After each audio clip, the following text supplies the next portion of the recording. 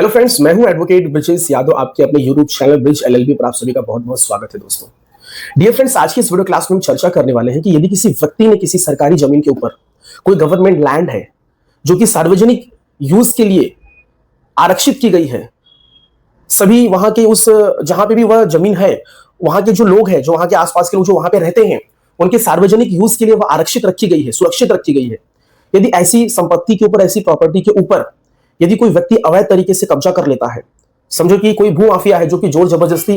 दबंगई करके उस जमीन के ऊपर कब्जा कर लेता है। जैसे उदाहरण के तौर पर मैं किस प्रकार की जमीन की बात कर रहा हूं, समझो मैं बात करता हूं एक गांव है, एक ग्राम सभा है, एक ग्राम पंचायत है। वहां पर कुछ जगह है, जैसे कि उदाहरण के तौर पर चारागाह की भूमि हो गई, तालाब हो गया, पोखरा हो गया, चक्रोट हो गया, खड़ंजा हो गया,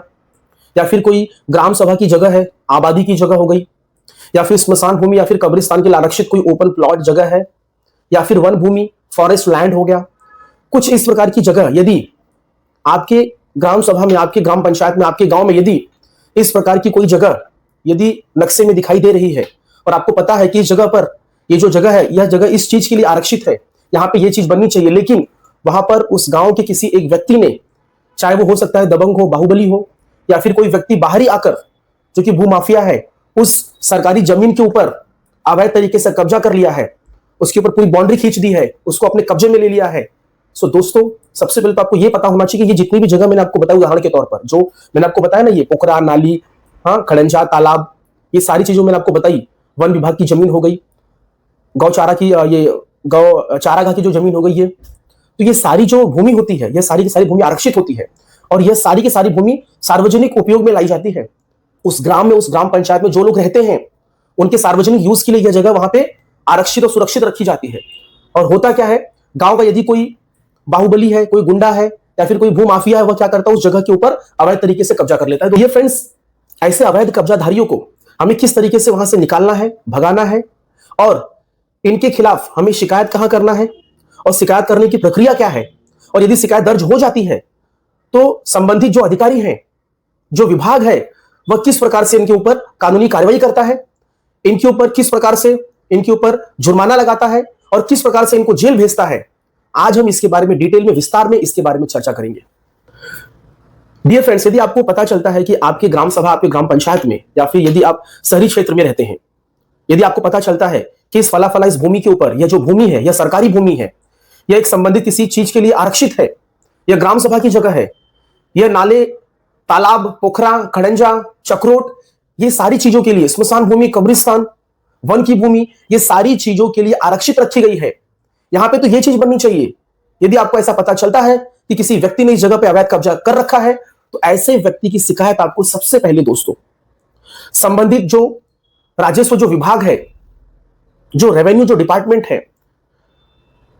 राजस्व विभाग में जो अधिकारी जो बैठते हैं, एसडीएम हो गए, तहसीलदार हो गए, नायब तहसीलदार हो गए, लेखपाल हो गए, ऐसे अधिकारियों के सामने आपको शिकायत दर्ज करवानी चाहिए इस अवैध कब्जे के बारे में दोस्तों। तो आप एक लिखित आप एप्लीकेशन दीजिए, और ये आपको ध्यान देना है कि जो अवैध जो कब्जा किया गया है सरकारी जगह के ऊपर, सरकारी जमीन के ऊपर, उसका जो नक्शा है, उसका जो गाटा संख्या, जो नंबर है, या फिर उससे संबंधित जो भी कागज पर डॉक्यूमेंट्स वगैरह जो भी है सबूत के तौर पर, यदि आपके पास है, नहीं है, तो आप ऑनलाइन तरीके से या फिर आप तहसील में जाकर आप लेखपाल से संपर्क करके उस जगह की जो पेपर, जो डॉक्यूमेंट्स होती है, वो आप निकाल लीजिए, उसका नक्शा निकाल लीजिए। वो सारी चीजों को सबूत के साथ में और एक एप्लीकेशन लेकर आप राजस्व विभाग में जाइए, एसडीएम साहब के पास, तहसीलदार के पास, नायब तहसीलदार के पास, लेखपाल के पास आप एप्लीकेशन दीजिए दोस्तों, डॉक्यूमेंट्स के साथ में। तो कहीं ना कहीं 100% यहां से क्या होगा, उस भू माफिया, उस दबंग या फिर जो अवैध जो कब्जाधारी है, जो इस ग्राम सभा की जगह पर, जो ग्राम पंचायत की जगह पर, जो कि सार्वजनिक उपयोग में लाई जाने वाली थी, ऐसी जगहों पर यदि उसने अवैध कब्जा करके रखा है, तो उसके खिलाफ ये संबंधित जो अधिकारी होते हैं, जो संबंधित जो राजस्व जो विभाग होता है, ये इनके खिलाफ क्या करेगा, कानूनी कार्रवाई करेगा। ये जो सरकारी जो जगह होती है, जो ग्राम पंचायत, ग्राम सभा में जो खाली पड़ी रहती है, ये जो जगह होती है, ये सार्वजनिक उपयोग में लाई जाती है। उदाहरण के तौर पर सरकारी स्कूल हो गया, सरकारी अस्पताल हो गया, ग्राम पंचायत भवन हो गया, ठीक है, खेल का मैदान हो गया, तो ये सारी चीजों के लिए ये उपयोग में लाई जाती है। और इस प्रकार की जगह के ऊपर उस गांव के जो बाहुबली या फिर जो भू माफिया या फिर जो पैसे और धन के मामले में जो मजबूत होते हैं, ऐसे व्यक्ति क्या करते हैं, उस सरकारी जमीन के ऊपर अवैध कब्जा कर लेते हैं दोस्तों, तो कहीं ना कहीं इसकी शिकायत आपको संबंधित विभाग में देनी चाहिए और आप उस गांव के, उस ग्राम के जो ग्राम प्रधान होते हैं उनके पास भी आप शिकायत दर्ज करवा सकते हैं दोस्तों। डियर फ्रेंड्स, यदि आपने इस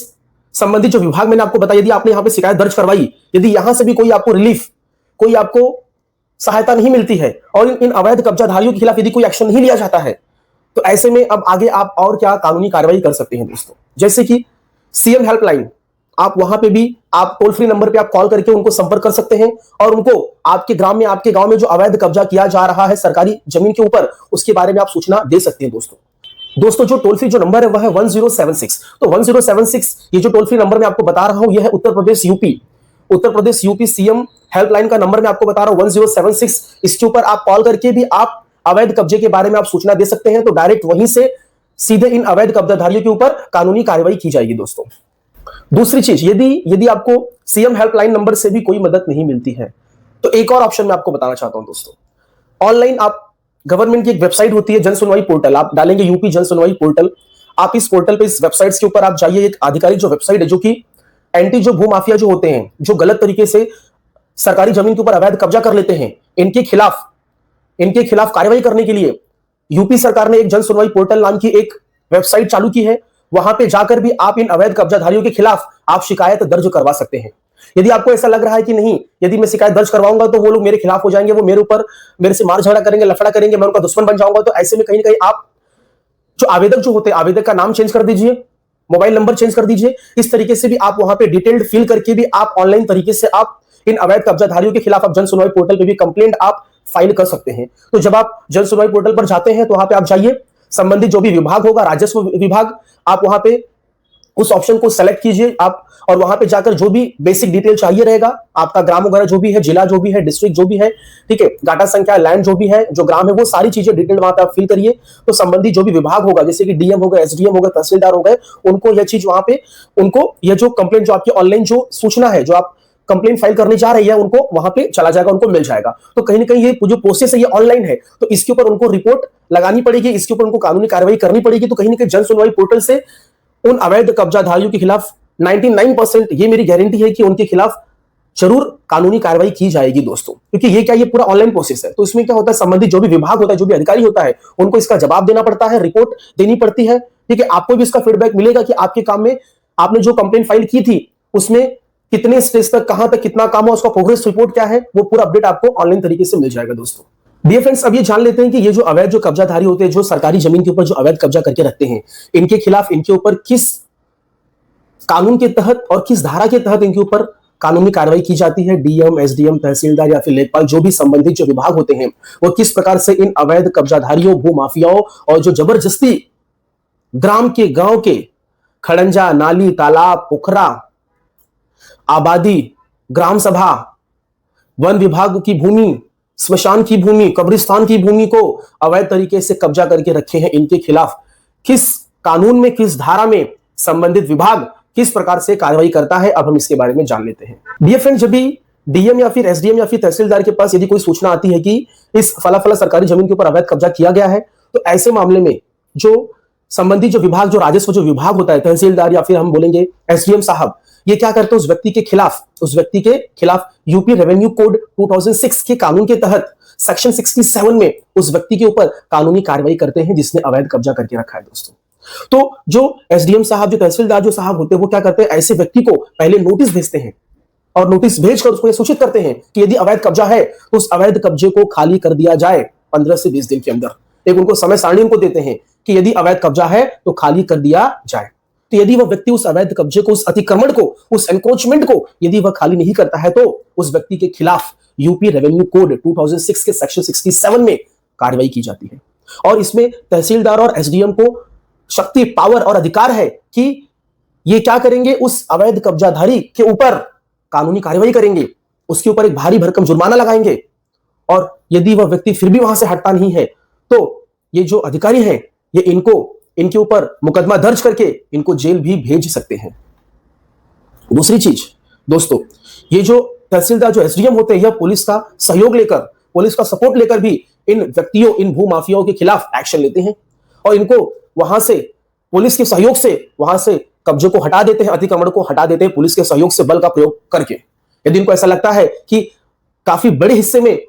अवैध कब्जा कर लिया गया है, काफी बड़े लेवल पर अतिक्रमण किया गया है, तो यह बुलडोजर के साथ में आते, पुलिस के साथ में आते हैं और उस अवैध कब्जे को हटाते हैं और उस व्यक्ति के ऊपर भारी जुर्माना भी लगाते हैं दोस्तों। तो यहां पे इस कानून के तहत, इस धारा के तहत एसडीएम साहब, तहसीलदार साहब को अधिकार प्राप्त है कि वह डायरेक्ट ऐसे लोगों के खिलाफ एक्शन ले सकते हैं। डियर फ्रेंड्स, इसी तरीके से एक और कानून है यूपी पंचायती राज एक्ट 1947 की सेक्शन 122B की धारा दोस्तों। इस कानून के तहत यदि किसी व्यक्ति ने ग्राम सभा, ग्राम पंचायत की जगह के ऊपर, जैसे कि खड़ंजा हो गया, नाली हो गया, पोखरा हो गया, तालाब हो गया, ठीक है, यदि ऐसे जगहों पर यदि कब्जा करके रखा है तो ऐसे व्यक्तियों के खिलाफ सेक्शन 122B के पंचायती राज एक्ट, यूपी पंचायती राज एक्ट 1947 के तहत ऐसे व्यक्ति के ऊपर कानूनी कार्रवाई की जाती है और ऐसे व्यक्ति को वहां से हटा दिया जाता है। पहले तो उनको नोटिस भेज देंगे, उसके बाद यदि वह नहीं हटेंगे तो फिर पुलिस बल का उपयोग करते हुए बुलडोजर को बुलाकर ऐसे व्यक्तियों का जो अवैध कब्जा है वह वहां से हटाया जाता है, उनको वहां से उखाड़ फेंक दिया जाता है और इन अवैध कब्जेधारियों के ऊपर जुर्माना भी भारी भरकम लगाया जाता है इस कानून के तहत दोस्तों। फ्रेंड्स, इसी तरीके से एक और कानून है prevention of damage to public property 1984 का कानून। इस कानून के तहत यदि कार्रवाई होती है तो उस व्यक्ति को 5 साल के लिए जेल भेजा जा सकता है और भारी भरकम जुर्माना भी लगाया जा सकता है यदि वह व्यक्ति पब्लिक प्रॉपर्टी, किसी सरकारी संपत्ति को यदि वह डैमेज करता है, उसको तोड़ता है, फोड़ता है, उस पर कब्जा करता है, वहां पे अपना कुछ कंस्ट्रक्शन करता है, तो कहीं ना कहीं वह पब्लिक प्रॉपर्टी को टच कर रहा है, उसको वह क्या कर रहा है, डिस्टर्ब कर रहा है। तो ऐसे व्यक्ति के खिलाफ the prevention of damage of property act 1987 के तहत कानूनी कार्रवाई की जाती है दोस्तों। फ्रेंड्स, यदि वह जो अवैध जो कब्जाधारी, यदि वह सरकारी अधिकारियों के साथ में, संबंधित विभाग के जो अधिकारी होते हैं या फिर जो पुलिस होती है उनके साथ में यदि वह मार झगड़ा करता है, जोर जबरदस्ती करता है, गाली गलौज करता है और वह अवैध कब्जा खाली करने के लिए रेडी नहीं होता है, तो ऐसे व्यक्ति के खिलाफ जो पुलिस वह आईपीसी के कुछ धाराओं में भी कार्रवाई करती है। जैसे कि उस व्यक्ति ने पब्लिक प्रॉपर्टी के अंदर घुसकर बैठ गया है तो ऊपर क्रिमिनल ट्रेसपास का मुकदमा दर्ज किया जाता है दोस्तों। तो अब क्रिमिनल ट्रेसपास में कैसा रहता है, सेक्शन 441, सेक्शन 447 हो गया, ठीक है, और सरकारी अधिकारी पुलिस ने आपको कहा यह खाली कर दीजिए और आप उनकी बात को नहीं मान रहे हैं, सरकारी आदेश का अवहेलना कर रहे हैं आप, तो ऐसे में आपके ऊपर आईपीसी का सेक्शन 188